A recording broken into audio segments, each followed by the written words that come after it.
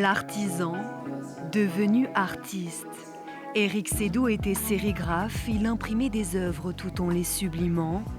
Son travail ici est aussi celui d'étroites collaborations mêlant pigments et matières singulières. Ces Marseillais sont fascinés.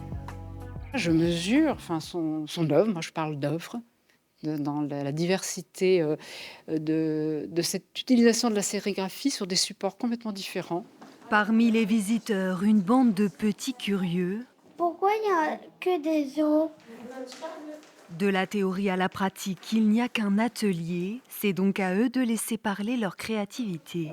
On tient bien la feuille et la plaque et on vient frotter. Entre embossage et dessin, Louis s'est inspiré des voitures qu'il a aperçues sur un tableau. Marie, elle, de son quotidien.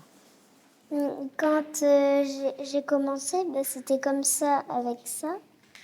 Moi, j'ai cru que ça ressemblait à un œuf à la coque. J'essaye d'intervenir le moins possible et que ce soit leur création, comme Éric Seydoux faisait avec les artistes avec qui il a collaboré. Une centaine d'artistes exposés au travers des années de pratique du sérigraphe.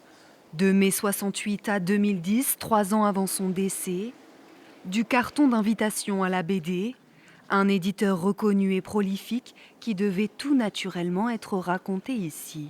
Éric Seydoux, comme son nom l'indique, est un membre de la famille Seydoux. C'est une famille qui a fait l'histoire industrielle du Cateau au 19e et au 20e siècle. Et ici, au Cateau-Cambrésis, dans la mémoire collective, la famille Seydoux, c'est extrêmement important. Donc on a une espèce de boucle qui est bouclée d'une certaine manière avec cette exposition. 250 œuvres qui sauront vous charmer ou parfois vous étonner, à découvrir jusqu'au 2 novembre.